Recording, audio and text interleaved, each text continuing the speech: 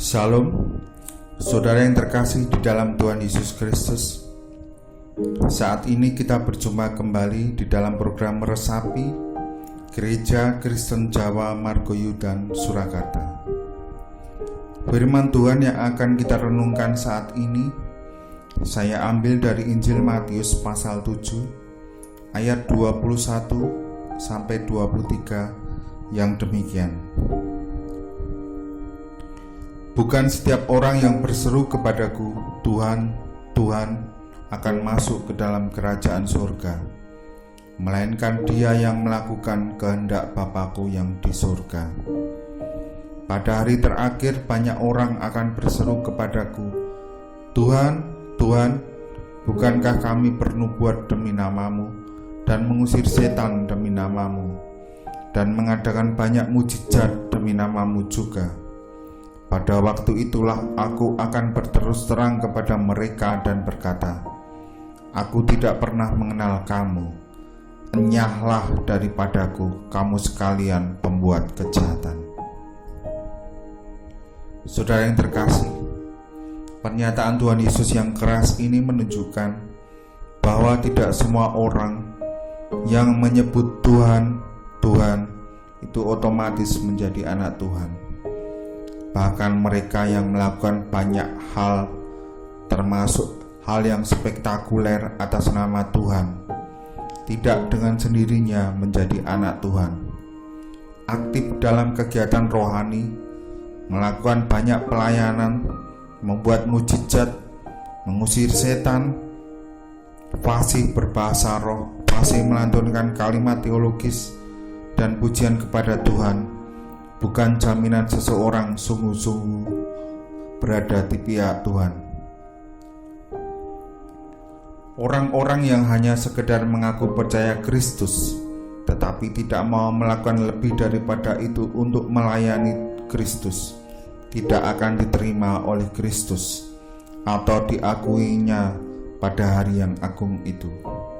Lihatlah saudara-saudara, betapa manusia itu dapat jatuh dari ketinggian pengharapan ke dasar jurang kesengsaraan. Betapa mereka bisa dicampakkan ke dalam neraka melalui depan pintu surga. Seharusnya ini menjadi peringatan bagi semua kita orang-orang Kristen. Jika seorang pengkhotbah yang mengusir setan dan mengadakan banyak mujizat saja dapat tidak diakui oleh Kristus karena berbuat kejahatan, apa jadinya dengan kita seandainya didapati seperti itu juga? Jika kita memang seperti itu, maka pastilah kita juga akan mengalami hal yang sama. Di hadapan Tuhan, pengakuan terhadap agama tidak akan mendukung siapapun yang hidup bergelimang dalam dosa. Oleh sebab itu saudara-saudara, setiap orang yang menyebut nama Tuhan hendaklah meninggalkan kejahatan. Hidup yang betul-betul taat kepada Tuhanlah yang harus kita lakukan dalam kehidupan kita di dunia ini. Percaya total kepada Tuhan Yesus Kristus, bertobat dari dosa-dosa kita, menjalani hidup kudus dan saling mengasihi. Itulah semua kehendak Tuhan kepada kita. Jika kita tidak mengikuti kehendak Tuhan, berarti kita sama juga menghina Tuhan Yesus Kristus dengan memanggilnya Tuhan, seperti orang-orang Yahudi yang mengenakan jubah mewah kepada Tuhan Yesus sambil berkata, "Salam hai Raja orang Yahudi." Mari saudara-saudara yang terkasih, kita harus punya pendirian yang tegas dalam hal ini. Kita harus hidup betul-betul taat kepada Tuhan, sehingga nama Tuhan dipermuliakan. Sebab pohon dikenal dari buahnya. Mari saudara-saudara, renungan pada saat ini kita akhiri dengan berdoa bersama-sama.